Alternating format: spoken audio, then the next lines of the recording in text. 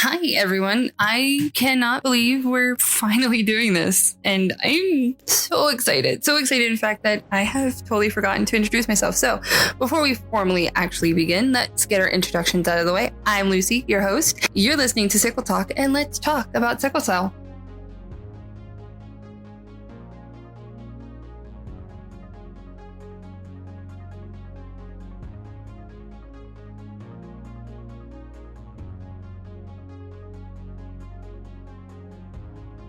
Alrighty, rebooting Sickle Talk has been in the books for months.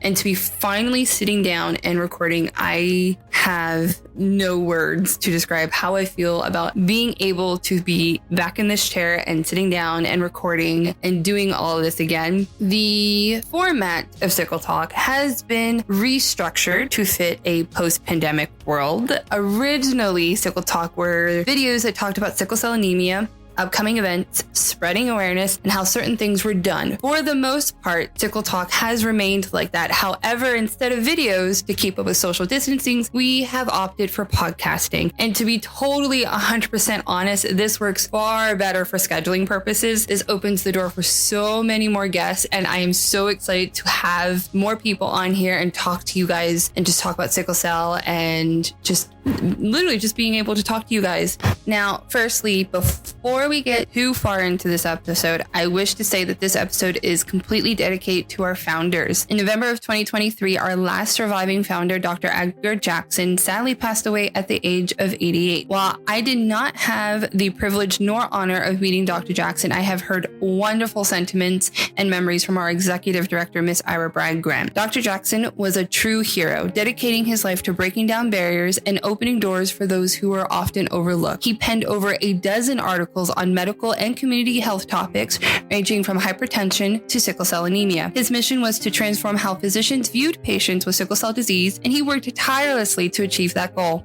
He served as medical director of the American Sickle Cell Anemia Association, chaired the Cleveland Academy of Medicine Sickle Cell Anemia Advisory Committee, and was even a member of the Ohio Department of Health Sickle Cell Anemia Advisory Committee. As if that wasn't enough, he also founded a consulting firm, EBJ and Associates LLC, to help medical and administrative staff develop essential skills, promote inclusion, and eliminate health disparities. Dr. Jackson's legacy is one of compassion, courage, and unwavering determination to make a world a better place. And as I was looking up topics to better dedicate this episode to our founders, I realized that Sickle Talk never covered the American Sickle Cell Anemia Association and what we do and how we were founded and all that wonderful information. So that's what today's episode's actually going to be about. The oldest community-based sickle cell agency.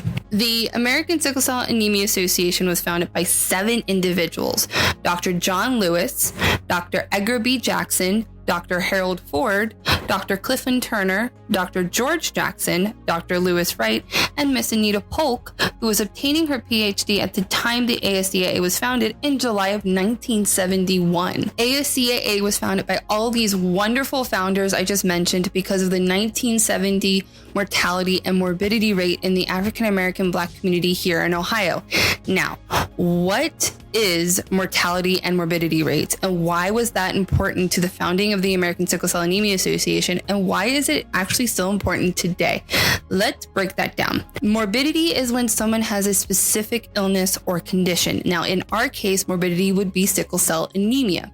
A person can have more than one morbidity.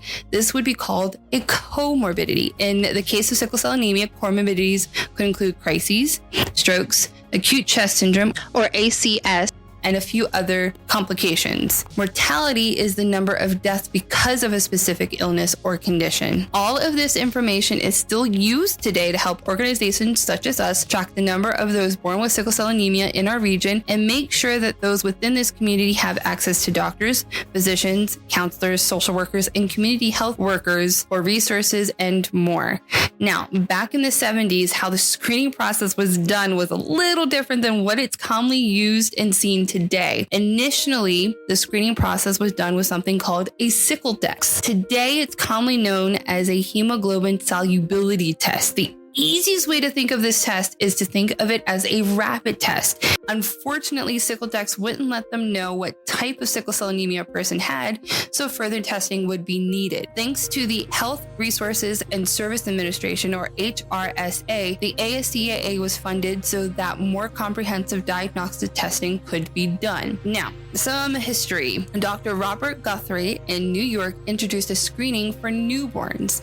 Dr. Guthrie and 29 other states united to test newborns for a condition called PKU. Now, this is not too important to why we were founded, but how the newborn screening process was implemented, this would be important. This specific study was a gateway for the newborn screening program, or mandate, that we know today, and that is what commonly is used today. All 50 states follow the newborn screening and the uniform panel of conditions that babies are tested for when born. This uniform panel, also known as the Recommended Uniform Screening Panel, or RUSP, has conditions such as cystic fibrosis, critical congenital heart conditions, hearing loss, and other forms of immunodeficiencies and disorders. Sickle cell anemia and its variants weren't added to the RUSP until 1990, New York being the first to add it to their mandate in 1975. Specifically remaining in Ohio, because that's where the ASCAA is located, the newborn screening was implemented in 1966. However, sickle cell disease and trait variants weren't added to the screening until July 1998. As mentioned previously, newborn screening is a state service that provides millions of babies with early detections of dozens of disorders. Today, the American Sickle Cell Anemia Association helps thousands of families and individuals navigate a system to receive quality of care they deserve by working with dozens of clinics and hospitals within its regions.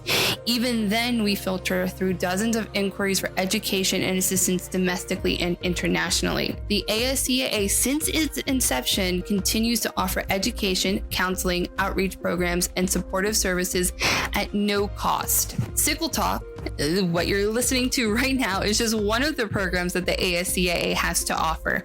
We also have a program affiliate with CHAMPS called Sickle Cell and You, where individuals and families can get together to meet with physicians, social workers, and others to speak about sickle cell anemia. We are constantly in our community by attending numerous health and resource fairs, as well as committed to keeping updated information about breakthrough research studies, medication, and more. As we wrap this up today, I know this was pretty short for an episode, but as we wrap this up today, I want to actually put a call out to all of our creative listeners who like to draw or write. Actually, it isn't even limited to drawing and writing. If you are creative and have sickle cell anemia, please reach out to us so that your art can be featured on an episode of Sickle Talk. You may email us at sickletalk, SICKLETALK @ascaa.org for more information. That will be somewhere in the description above or below. Keep your eyes peeled on our social media sites. We are on Facebook, Instagram, YouTube, Twitter, and Threads.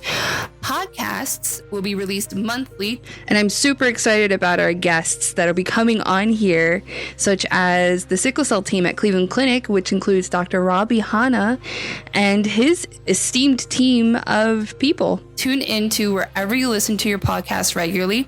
And until next time, I'm Lucy, your host, and you've been listening to Sickle Talk. Sickle Talk is owned and operated by the American Sickle Cell Anemia Association. It is funded by viewers and listeners like you. Thank you.